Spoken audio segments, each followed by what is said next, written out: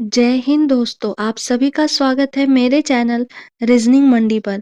तो आज के वीडियो में हम लोग आरआरबी के प्रीवियस ईयर में पूछे गए कुछ रीजनिंग के प्रश्नों को इस वीडियो में पढ़ेंगे। आज का पहला प्रश्न है, निम्नलिखित श्रृंखला में प्रश्न संख्या को प्रतिस्थापित करने वाली संख्या का चयन करें।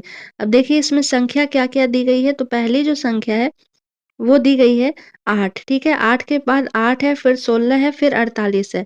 तो इन दोनों में क्या रिलेशन है, वो रिलेशन को फाइंड आउट करके हमें बताना है कि क्या होगा। तो सबसे पहले चलिए देखते हैं। ये देखिए 8 है और फिर 8 लिखा गया है, यानी कि 8 गुणे 8 में क्या है, 1 से ये मल्टीप्लाई किया गया है। फिर 8 और 16 है, ठीक है? तो 8 और 16 यानी कि कितने से मल्टीप्लाई किया गया है, 2 से। अब ये 16 से 48 जाने के लिए कितने से मल्टीप्लाई किया गया है, तो 3 से मल्टीप्लाई किया गया है। यानी कि बारी-बारी से क्रम से 1 बार, फिर 2 बार मल्टीप्लाई किया गया है, फिर 3 बार है। तो अगली जो संख्या होगी वो क्या हो जाएगी, 4। यानी कि 48 को कितने से मल्टीप्लाई करना है, तो हमें 4 से मल्टीप्लाई करना है। तो 48 इंटू क्या कर देंगे, 4। अब 8 गुने 4 32 का 2 3 बचा, 4 4 16 और 3 19 हो गया। यानी कि ये स्थान पे क्या आ जाएगा, 192 आ जाएगा। अब देखते हैं किस ऑप्शन में है। ऑप्शन डी में दिया गया है 192, तो इसका करेक्ट आंसर ऑप्शन डी हो जाएगा 192। अगला प्रश्न देखते हैं। अगला प्रश्न है, उस विकल्प का चयन करें जो तीसरे शब्द से उसी प्रकार से संबंधित है जिस प्रकार दूसरा शब्द पहले शब्द से संबंधित है। अब बांग्लादेश का क्या दिया गया है, टका दिया गया है। तो उसी प्रकार से ग्रीस का पूछा जा रहा है कि क्या है। तो देखिए बांग्लादेश है, बांग्लादेश का जो मुद्रा होती है, ठीक है, वहाँ जो मुद्रा चलती है, जैसे हमारे इंडिया में क्या रुपया चलता है, उसी प्रकार से बांग्लादेश का मुद्रा का नाम टका है। और ग्रीस है, तो ग्रीस की जो मुद्रा है उसे यूरो के नाम से जाना जाता है। याद रखिएगा, यूरो। इस वीडियो में जितने भी प्रश्न दिए गए हैं वो विगत 10 वर्षों में जो आरआरबी एग्जाम में पूछे गए हैं उन्हीं प्रश्नों को शामिल किया गया है। तो आप वीडियो को कंटिन्यू देखें और साथ में से आप कितने प्रश्नों को सही कर पा रहे हैं हमें कमेंट बॉक्स में कमेंट करके ज़रूर बताएं। और जीके के अगर आप लोगों को इम्पोर्टेंट क्वेश्चन का कलेक्शन चाहिए तो हमारे चैनल जो एसवीएस जीके हब के नाम से है, आप यूट्यूब पर जाकर सर्च सर्च करें और एक बार जाके आरआरबी के जीके के क्वेश्चन को ज़रूर देखें। और उसका वीडियो पसंद आए तो आप लोग उसे सब्सक्राइब ज़रूर करें, क्योंकि इम्पोर्टेंट सारे साइंस के जीके जीएस इकोनॉमिक्स के क्वेश्चन कराए जा रहे हैं जो आपके आने वाले एग्जाम के लिए बेहद ही महत्वपूर्ण है। अगला प्रश्न है, एम एन का भाई है, एन पी का भाई है, ठीक है, क्यू एम का पिता है। इन कथनों के आधार पर निम्नलिखित में से कौन सा कथन निश्चित रूप से सत्य नहीं हो सकता है। कह रहा है कि सत्य नहीं हो सकता है। तो सबसे पहले इसको हम लोग देखेंगे किस प्रकार से रिलेशन बनाएंगे। तो कह रहा है एम एन का भाई है, तो एम और एन भाई है, तो ये एक बराबर में हो जाएंगे, ठीक है। एम जो है वो भाई है, यानी कि एम जो है वो क्या है, प्लस हो गया, ठीक है। भाई है यानी कि ये जेंट्स है, ठीक है। अब क्या कह रहा है कि एन जो है वो पी का भाई है, एन पी का भाई है। तो इस प्रकार से कुछ पी को कर लिए हम लोग। एन पी का भाई है, एन भाई है, तो ये क्या हो जाएगा, प्लस हो जाएगा, ठीक है। अब पी का हमें नहीं मालूम है इसमें कि ये भाई है या बहन है। एन का ये भाई भी हो सकता है, बहन भी हो सकता है। ये दोनों का तो हमें मालूम चल गया कि ये दोनों, ये भी भाई है, ये भी भाई है। अब अगला स्टेटमेंट में क्या बोला जा रहा है कि क्यू एम का पिता है।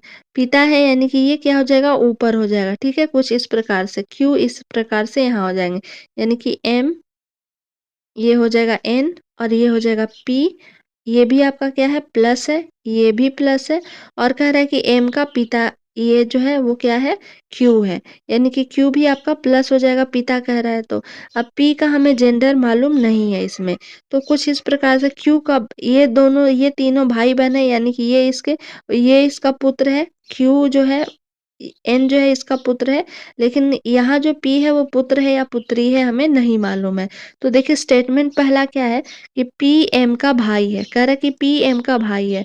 तो एम का भाई है या बहन है हमें नहीं मालूम है। पी जो है इसका क्यों जेंडर क्लियर नहीं है, तो इसलिए हम एग्जैक्ट नहीं बता सकते हैं कि पी उसका क्या है। तो इसका करेक्ट आंसर ऑप्शन ए हो जाएगा, क्योंकि प्रश्न में यही कह रहा था कि कौन सा सत्य नहीं है। आगे का भी देखते हैं। एम पी का भाई है, तो देखिए एम जो है वो पी का भाई है, क्योंकि एम का जेंडर जो है वो क्लियर है कि वो लड़का है, तो ये भाई है। एन क्यू का पुत्र है, एन जो है वो क्यू का पुत्र है, तो ये क्या है? ये सब भाई-बहन है, तो ये पिता है, तो ये क्या है? पुत्र है, ये भी सही हो जाएगा क्योंकि इसका भी जेंडर जो है वो क्लियर है। अब एन एम का भाई है, एन जो है वो एम का भाई है क्योंकि इसका भी जेंडर क्लियर है और ये भाई है, तो इसका करेक्ट आंसर ऑप्शन ए हो जाएगा, पी एम का भाई है। यही निश्चित रूप से हम इसे सत्य नहीं कर सकते हैं।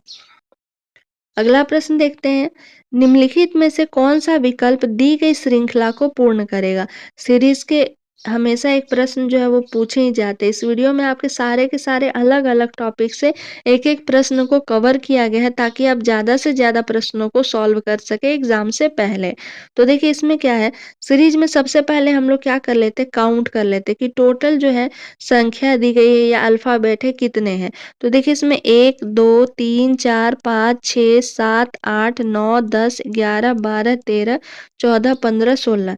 16 है ये, यानी कि हम लोग इसको 4-4 के पेयर में बाँट सकते हैं। अब ऐसा हम लोग क्यों करते हैं? क्योंकि जब आप पेयर में इसे बाँटिएगा तो कोई न कोई का रिलेशन जो है आगे या पीछे से हमें मालूम चल जाता है। जैसे देखिए 1, 2, 3, 4, 1 यहाँ हो जाएगा, 1 यहाँ हो जाएगा, 1, 2, 3, 4, 1 यहाँ हो जाएगा, ठीक है? अब देखिए यहाँ जो है यू और पी मिल रहा है, ठीक है? यू और पी, इस स्थान से हमें यू के बाद क्या मिल रहा है? पी मिल रहा है, तो हम लोग यहाँ पी को कर सकते हैं। अब यूपी है, तो देखिए यहाँ इस प्रकार से पी के बाद डी है, इससे हमें यहाँ से मिल गया इसका, ठीक है? तो यूपी और डी के बाद क्या है? एम है, तो हम क्या कर सकते हैं? यहाँ एम कर सकते हैं, यानी कि पेयर देखिए किस चीज़ का बन रहा है? UP D M. जैसे ही हम 4-4 का पेयर बना रहे हैं, तो आसानी से हमें आगे और पीछे का लेटर को समझ पा रहे हैं। तो अब हमें श्रृंखला में मिल गया कि यूपीडीएम का बन रहा है। देखिए यूपीडीएम ये भी क्या हो जाएगा? इस स्थान पे यू हो जाएगा। यूपीडीएम ये भी बन गया। यू है, डी है, एम है, तो यहाँ क्या हो जाएगा? पी हो जाएगा। अब ये भी देखिए यूपीडीएम बन गया। ये चारों के चारों उस प्रकार से बन गए हैं। अब पहले में हम लोग क्या भरे थे? पी को भरे थे। दूसरे में क्या है? एम है, तो हम लोग क्या लिख लेंगे? एम लिख लेंगे। तीसरे में देखिए क्या भरे थे? डी को भरे थे। इस स्थान पे डी है, तो डी लिख लेंगे। चौथे में देखिए इसमें क्या है? सिर्फ़ और सिर्फ़ यू को भरेंगे, तो क्या हो जाएगा? यू हो जाएगा। उसके बाद हम लोग देखते हैं और क्या है? इसमें पी को भरे थे, तो ये क्या हो जाएगा? पी हो जाएगा, यानी कि पीएमडीयूपी। अब देखते हैं किसमें है? पीएमडीयूपी ऑप्शन ए में ही दिया गया है, तो इसका करेक्ट आंसर ऑप्शन ए हो जाएगा, पीएमडीयूपी। चलिए अगला प्रश्न देखते हैं। अगला प्रश्न है, मोस्ट इम्पोर्टेंट क्वेश्चन है ये भी। 6 मित्र ए, बी, सी, डी, ई, एफ उत्तर की ओर मुख करके एक पंक्ति में खड़े हैं, ठीक है? बी, एफ और डी के बीच खड़ा है। पहले ऐसे क्वेश्चन का स्टेटमेंट जो है उसे पूरा आप लोग पढ़ लीजिए, उसके बाद हम लोग अरेंज करेंगे। ये सिटिंग अरेंजमेंट का क्वेश्चन है। ई, ए और सी के बीच खड़ा है। ए, डी और एफ का पड़ोसी नहीं है। सी, डी का पड़ोसी नहीं है, लेकिन सी, एफ के एकदम दाएँ को है। तो इनमें से किन 2 लोग के बीच में सी खड़ा है? सी का पूछ रहा है, तो 5 है। चलिए इस प्रकार से हम लोग बना 6 है, ए से लेकर एफ तक, ठीक है? अब 1, 2, 3, 4, 5, 6 इस प्रकार से हम लोग कुछ बना लिए। अब क्या कह रहा है कि बी, एफ और डी के बीच में है। कौन-सा है? बी, ठीक है? तो ये बी मान लेते हैं, इसे एफ मान लेते हैं और इसे डी मान लेते हैं, ठीक है? इसके बीच में बी खड़ा है, तो बी का हो गया। अब इसे हम लोग चेंज भी कर सकते हैं, इस स्थान पे डी भी आ सकता है, इस स्थान पे एफ भी आ सकता है। लेकिन चलिए पहले हम लोग इस प्रकार से अरेंज करते हैं।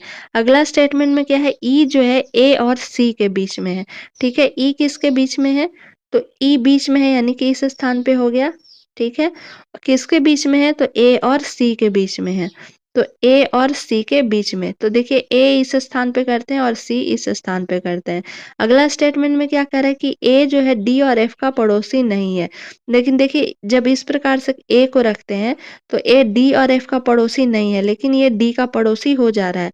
तो ये हमारा अरेंजमेंट जो है वो थोड़ा मिस्टेक हो गया, इस प्रकार से नहीं बनेगा, ठीक है? क्योंकि हम इसे चेंज भी कर सकते हैं, तो इस स्थान को हम लोग चेंज कर लिए, ठीक है? क्योंकि जब यहाँ हम लोग रख रहे हैं, तो वो क्या हो जा रहा है? एक बराबर इसमें ई और तो सी इस प्रकार से हो जाएगा और ए इस प्रकार से हो जाएगा। देखिए ई, ए और सी के बीच में है, तो ई बीच में हो गया सी और ए के। अब कह रहा है कि ए जो है डी और एफ का पड़ोसी नहीं है, तो ए जो है वो ना डी का पड़ोसी है ना एफ का पड़ोसी है, किसी का पड़ोसी नहीं है, वो तो ई का पड़ोसी है। अगला में कह रहा है सी डी का पड़ोसी नहीं है। क्या कह रहा है कि सी जो है वो डी का पड़ोसी नहीं है, यानी कि देखिए ये सी जो है पड़ोसी हो जा रहा है डी का, तो इस स्थान पे क्या चेंज कर देंगे हम लोग, यहाँ क्या हो जाएगा एफ हो जाएगा और यहाँ क्या हो जाएगा डी हो जाएगा। ठीक है, एफ और यहाँ डी हो गया। अभी ये बीच में भी है कर, लेकिन सी जो है एफ के एकदम दाएं है। सी जो है एफ के दाएं, देखिए इस प्रकार से ये क्या हो गया दाएं हो गया, दाएं है ये सारे स्टेटमेंट को इस प्रकार से पूरा करा, यानी कि पहले डी हो जाएगा, फिर बी हो जाएगा, फिर एफ हो जाएगा, फिर सी हो जाएगा, फिर ई हो जाएगा और ए हो जाएगा। इस प्रकार से जब हम अरेंज कर रहे हैं तो सब एक दूसरे को फॉलो कर रहे हैं। अब प्रश्न में क्या पूछा जा रहा है कि सी किसके बीच में है, तो सी देखिए यहाँ है, ये किसके बीच में खड़ा है आपका, तो ये खड़ा है एफ और ई के बीच में, एफ और ई। अब देखते हैं ई एफ या एफ और ई किस ऑप्शन में है, ऑप्शन डी भी नहीं है, ऑप्शन ए में दिया गया है, तो इसका करेक्ट आंसर ऑप्शन ए हो जाएगा। अगला प्रश्न है, निम्नलिखित विकल्पों में से असंगत संख्या का चयन करें। ठीक है, 16 का क्या है 30 है, 14 और 26 है, 18 और 34 है, 44 और 84 है। असंगत यानी कि ऑड वन आउट से ये प्रश्न को दिया गया है। अब देखिए इसमें क्या है 16 और 30 में डिफरेंस अगर हम लोग देखें तो कितने का डिफरेंस हो जाएगा, 14 का डिफरेंस हो जाएगा। 14 और 26 में कितने का डिफरेंस हो जाएगा, तो ये 12 का डिफरेंस है। ठीक है, 18 और 34 में कितने का डिफरेंस हो जाएगा, तो ये आपका 16 का है। यानी कि ये रूल को फॉलो नहीं कर रहे हैं, सब अलग-अलग डिफरेंस जो है वो आ रहा है। तो ये तो रूल इसमें फॉलो नहीं हो पा रहा है। अब देखते हैं और आगे कौन-सा रूल इसमें फॉलो हो सकते हैं। तो देखिए एक लॉजिक इसमें ये लग सकता है कि 16 का दुगना, ठीक है? ध्यानपूर्वक समझिएगा, काफ़ी महत्वपूर्ण है। 16 को जब 2 से गुना करेंगे तो क्या हो जाएगा 32 हो जाएगा, ठीक है? और माइनस 2 करेंगे तो ये क्या आ जाएगा 30 आ जाएगा, ठीक है? गुने 2 माइनस 2। उसी प्रकार से 14 गुने 2 करेंगे, ठीक है? 14 गुने 2 कर देंगे तो क्या आ जाएगा 28 हो जाएगा। अब 28 में से कितने को माइनस करेंगे, 2 को माइनस करेंगे तो क्या हो जाएगा 26 आ जाएगा। इस प्रकार से इसमें भी देखिए 18 है, 18 गुने क्या कर देंगे 2 कर देंगे, तो 18 गुने 2 क्या हो जाएगा 36 हो जाएगा। 36 में से 2 को माइनस करेंगे तो ये क्या हो जाएगा आपका 34 हो जाएगा। ये 44 है, 44 गुने क्या करेंगे 2 करेंगे, 44 गुने 2 करने से क्या हो जाएगा 88 हो जाएगा। 88 में से 2 को माइनस करेंगे तो क्या आ जाएगा 86 आ जाएगा। अब देखिए ये भी इसमें 30 आया, तो ये भी देखिए 30 दिया गया है। ठीक है, ध्यानपूर्वक समझिएगा, काफ़ी इम्पोर्टेंट क्वेश्चन है ये। इसमें आपका 26 आ रहा है, तो इसमें भी देखिए ये 26 ही दिया गया है। इसमें 34 आ रहा है, ये भी देखिए 34 ही दिया गया है, यानी कि इंटू 2 माइनस 2 कर रहे हैं तो। लेकिन जब इसमें हम लोग कर रहे हैं तो आना चाहिए 86, लेकिन क्या दिया गया है 84 दिया गया है। और वही आपको असंगत को ही बताना था कि कौन-सा अलग है, तो ऑप्शन डी जो है वो आपका सही हो जाएगा। अगर इसमें दिया रहता कोई और डिजिट 86 दिया हुआ रहता तो हम अलग पैटर्न को चेक करते। बट यहाँ 86 नहीं है 84 है, तो करेक्ट आंसर इसका ऑप्शन डी हो जाएगा। अगला देखिए दिया गया है, यदि C divide R equal to F, ठीक है, E divide T equal to D है, B divide Z equal to M है, तो F डिवाइड L की जगह अक्षर ज्ञात करें। तो सबसे पहले देखिए हम लोग C का जो स्थान है वो उसे लिखते हैं, ठीक है? तो C का स्थान अल्फ़ाबेट में क्या होता है 3 होता है, ठीक है? R है, R का जो स्थान होता है वो क्या होता है 18 होता है। अब इसमें क्या किया गया है कि अंकों को पलट देंगे, ठीक है? 18 इस स्थान पे हो जाएगा और डिवाइड 3 करेंगे, तो 18 को जब 3 से डिवाइड करेंगे तो क्या आ जाएगा 6 आ जाएगा। अब अल्फ़ाबेट में 6 का किसका स्थान होता है, तो वो स्थान होता है F का, तो देखिए इस स्थान पे F दिया गया है। उसी प्रकार से देखिए टी है, इस स्थान पे क्योंकि पलट के आपको डिवाइड करना है तो टी का पहले लिखेंगे, टी का क्या होता है 20 होता है और ई का 5 होता है, तो 20 को 5 से जब डिवाइड करेंगे तो क्या आ जाएगा 4 आ जाएगा। और 4 के स्थान पे कौन सा आता है, तो डी आता है। देखिए इस स्थान पे डी लिखा गया है, यानी कि अंकों को बदल कर डिवाइड करके जो आ रहा है वो लिख देना है। अब देखिए जेड है, तो जेड कितना होता है 26 डिवाइड बी क्या होता है 2 नंबर पे आता है। तो डिवाइड करेंगे जब इसे तो क्या आ जाएगा 13 आ जाएगा और 13 के स्थान पे क्या आता है एम आता है। तो इस स्थान पे भी देखिए एम लिखा गया है। अब इसी प्रकार से इसमें भी सॉल्व करेंगे एफ है, एफ डिवाइड क्या है एल है। तो यानी कि एल को हम लोग डिवाइड करेंगे किससे एफ से। तो एल का स्थान जो है वो क्या होता है 12 होता है और एफ का स्थान जो होता है वो क्या होता है 6 होता है। अब इसे डिवाइड करने से क्या आ जाएगा 2 आ जाएगा और दूसरे नंबर पे एबीसीडी में से कौन सा आता है तो बी आता है। तो इस प्रकार से इसका करेक्ट आंसर बी हो जाएगा। अब बी देखते हैं किस ऑप्शन में है। ऑप्शन बी में दिया गया है तो इसका करेक्ट आंसर ऑप्शन बी हो जाएगा। तो ये आपके आरआरबी ग्रुप डी के मोस्ट इम्पॉर्टेंट रीजनिंग के क्वेश्चन थे जो हर एक साल आपके पूछे गए हैं। आई होप आपको वीडियो पसंद आया होगा। वीडियो पसंद आया तो प्लीज़ एक लाइक शेयर एंड सब्सक्राइब ज़रूर करें। अगर आप लोगों का इसका पीडीएफ चाहिए तो हमारे इंस्टा आईडी जो शोभा डे SHOBHADAY 2024 के नाम से है। जो भी पीडीएफ चाहिए या जीके का या आपको रीजनिंग का वो आपको फ्री में उपलब्ध करा दी जाएगी। उसके कोई भी शुल्क नहीं लिए जाएंगे। तो मिलते हैं जल्द नेक्स्ट वीडियो के साथ और आपको वीडियो कैसा लगा हमें कमेंट में ज़रूर बताएं। Thank you for watching my video.